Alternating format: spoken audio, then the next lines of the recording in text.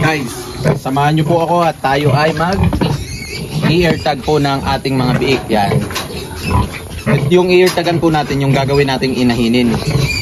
Sila po yung lalagyan natin ng ear tag. Ngayon po, ang ginagawa ko lang, nagtutunaw lang tayo ng feed ng ating mga biik na mga bagong walay. Ito po yung kakainin nila. Ilalagay po natin sa tubig, nababad natin ng lumambot, tapos sinasabawan po natin. Yan. Yan po yung kain ng mga biik natin ngayon. Okay guys, let's go! Guys, ito po kayo. At i-update ko na rin po kayo sa mga biik natin. Ito po guys yung mga biik natin na 9 pieces. Anak po nito ni Mama Pig natin na dinukot natin nung nakaraan. Eh ano po sila ngayon guys. Yan. 17 days old na po sila ngayon guys. Yan, yan na po sila ngayon. 9 pieces lang po ang nabuhay guys. Yan po lahat ay dukot. 9 pieces, dukot po lahat. Tapos yung mga namatay po ay another 9 pieces din po.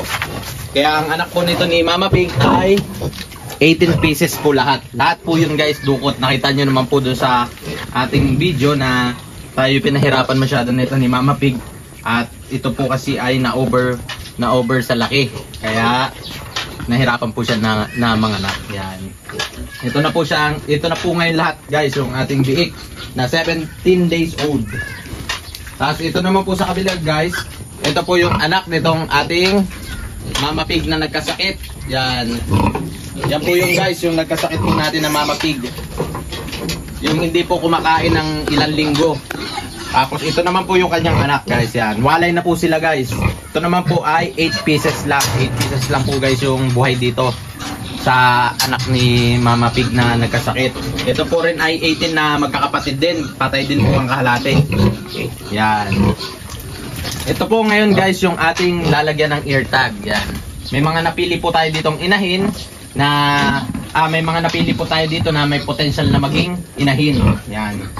Ipiliin lang po natin dito. May nakita po ako dito ng dalawang biik na pwedeng gawing inahin. Kaya okay.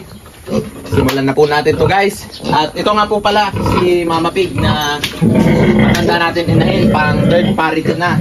Buntis na rin po guys. Ito po ay 60 days mahigit na buntis. Yan, no? Makikita nyo guys ang katawan niya ngayon.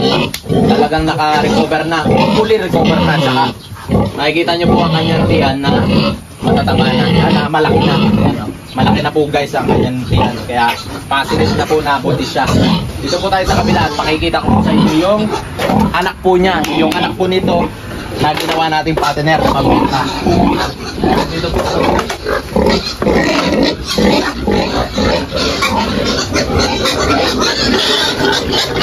yan.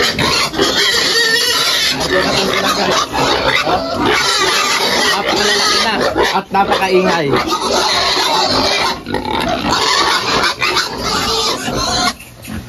Yan guys, dahil po madumi, paliguan po muna natin sila. Yan. Paliguan po muna natin ang anak ni Mama Pig. Yan. Ito po yung anak guys ng ating baboy na pang third parity. Malalaki na po guys. Ito po ay 3 months alaga. Yan, 3 months alaga po yan guys. Ganyan na po sila kalalaki. Ito po guys ay pambenta by September. So may isang buwan pa po akong aalagaan sila at ready to harvest na. Kunting panahon na lang ho at makakapag-harvest na po ulit tayo dito sa ating mini piggery. So tayo-tayo na pong bumunga yung ating mga pinaghihirapan. Yan. Ito po ngayon sa tansya ko ay mga 50 to 60. Yan, ang kilo po nito ngayon ay 50 to 60. Yan, ang kilo po nila ngayon. May isang buwan pa po akong alaga dito sa mga to para umabot po sa live weight, para umabot po sa timbang na target nating timbang na 80 up. Yan. Dito po kasi sa amin, may target, may mga bracket pang nalalaman ng mga buyer. Kailangan ang baboy mo, kung ayaw mo may less, 80 pataas. So pag bagsak po sa 80 pataas, may less po sila. Pag bumagsak sa 80 pababa, may less po, malaki po yung nileless nila sa presyo. Ito po yung mga pautot ng mga buyer po dito na pagdating sa baboy. Yan po guys, ganyan na po sila kalalaki.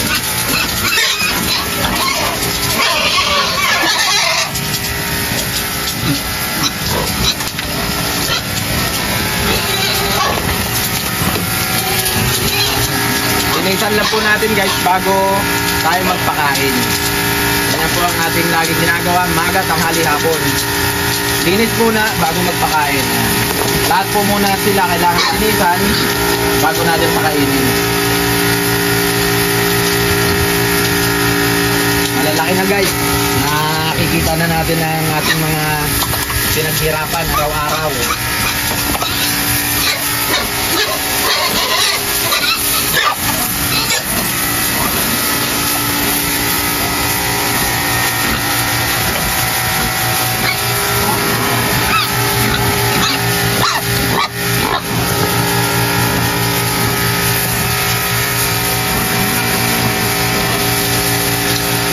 Ito po guys yung ating ginagawa araw-araw, wala po itong batid. Mapa Sabado at Linggo man, wala po tayong day off kasi ang alaga po natin ay kumakain. Kaya tayo po dito ay walang day off. Ganito po talaga pag farming. Hindi uso ang day off. Hindi uso ang rest day.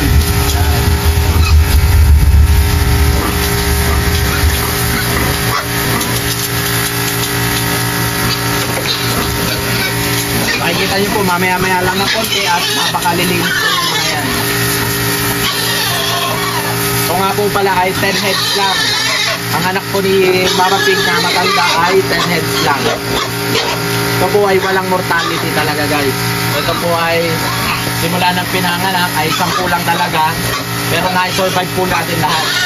Meron tayo ng mga challenges tulad ng mga kilay, sakit, lagsak ng mga alaga, pero na-survive pa rin po natin. Wala sa kanilang naibawas.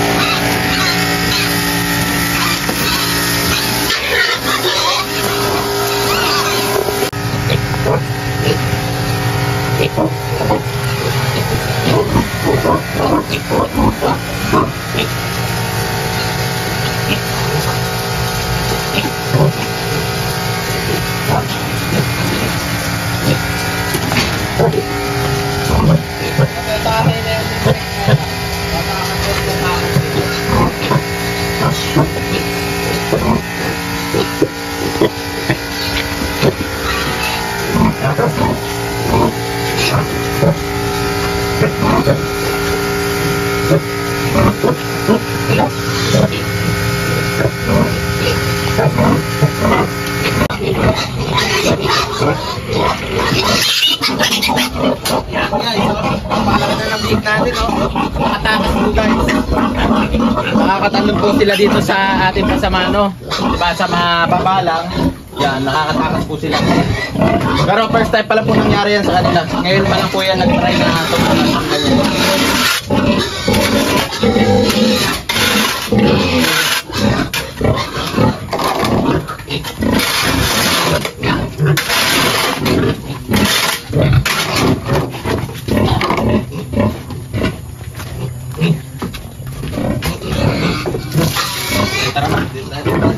Yan guys, gusto po tayo naglinis ng ating mga kulungan.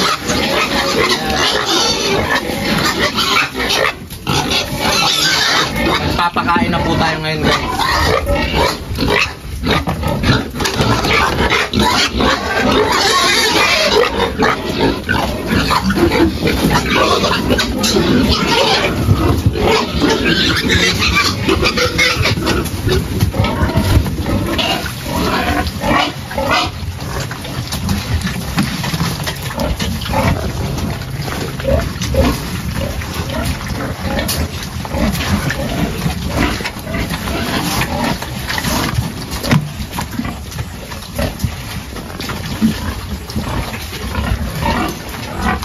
Yan guys, ang pakain po natin sa kanila ay naluwan natin ng tubig.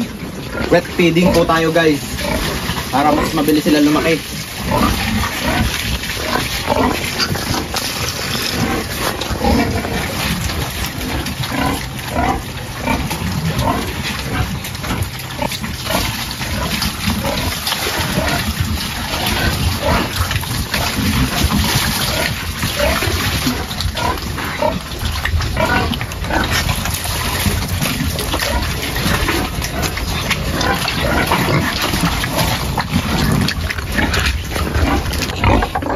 Guys, sa mga inay na po tayo ngayon magpapakain.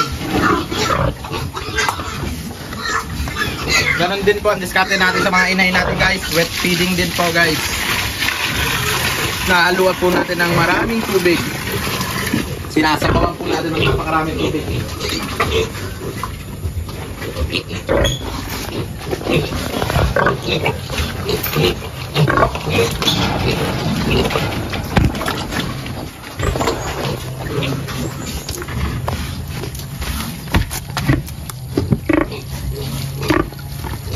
Ito po yung ating bagong walay guys, pinupulpak rin po natin ang kain para mas mabilis siyang maglandi, saka para makarecover po yung kanyang katawan.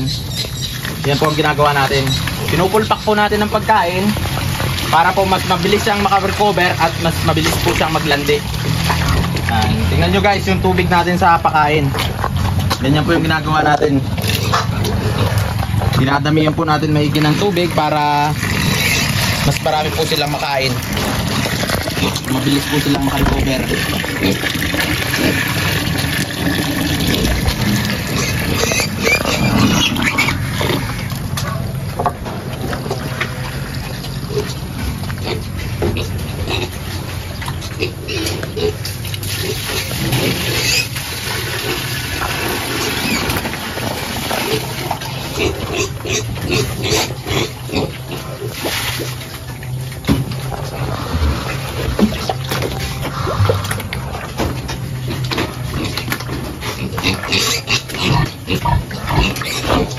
So, ganito po yung ginagawa natin sa pakain natin sa biik. Binababad po natin sa tubig hanggang sa lumambot. Tapos sinasabaw-sabawan po natin ng konti. Yan. And then papakain po natin. Tingnan nyo po kung gaano kalalakas kumain itong mga biik natin na ito.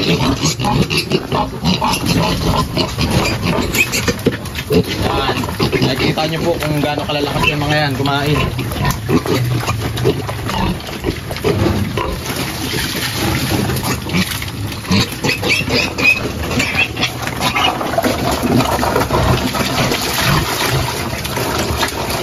Masabaw po ang kain niyan guys, kaya yan po yan, ganyan kalalaki.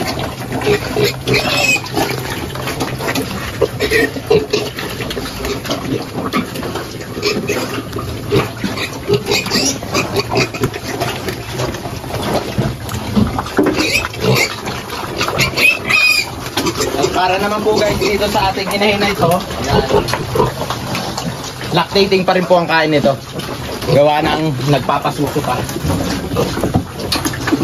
Masabaw rin po ang kain nito guys.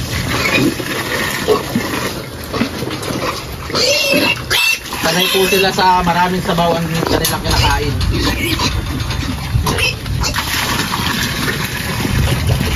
Yan.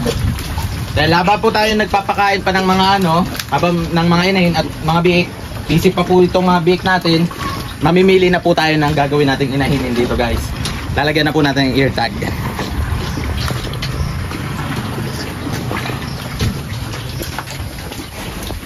Yan, ito po yung ating pang ear tag guys.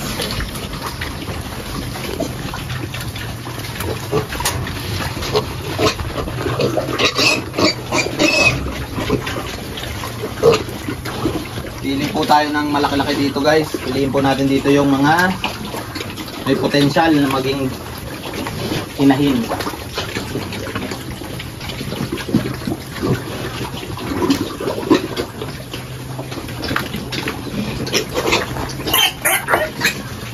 Kailangan po natin suso.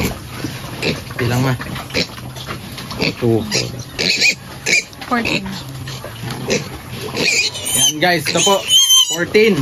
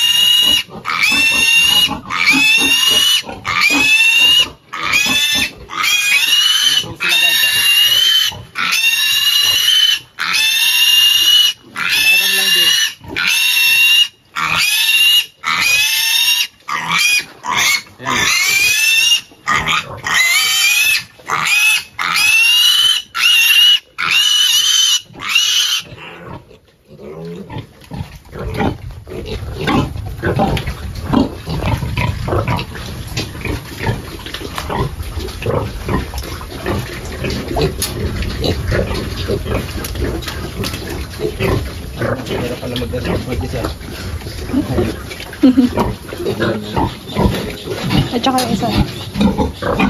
Hindi yan. Yan. Ay. Lalaki. Nakaman? Tawa ka. Lalaki. Ito yung isa. Yun. Yan or ito. Ito. Ito. Yan. Yan, nasa gitna. Ito nga. Oo. 8, 10, 12, 15.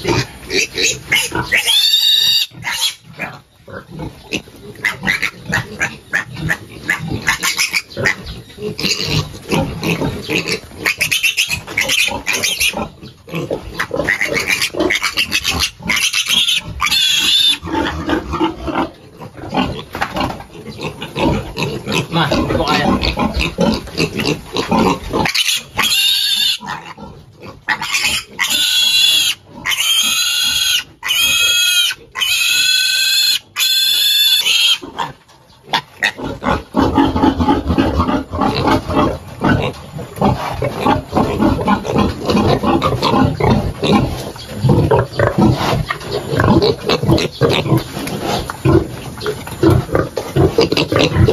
Yan.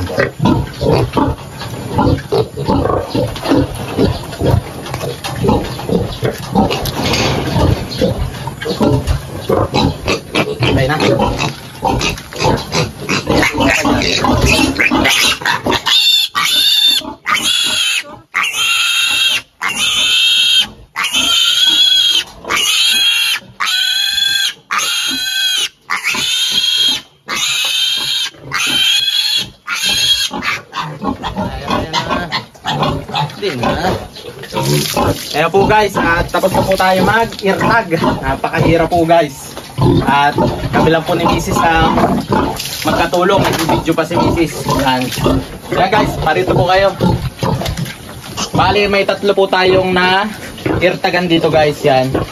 Tatlo po yung pwedeng gawing inahinin dito guys. Yan. Ayan po sila yung may mga ear tag na.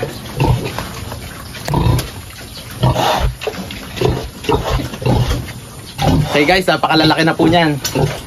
Yan.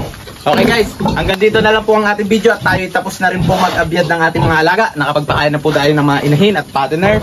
Pati na-abyad na rin po natin ang ating mga biik. Nakakain na rin po ang bagwalay at nalagyan na rin po natin ng ear tag. Maraming salamat po sa pagsama sa ating video ngayon for today. At sana wag po kayo magsawa sa susunod po ulit na video natin. Maraming salamat. Peace.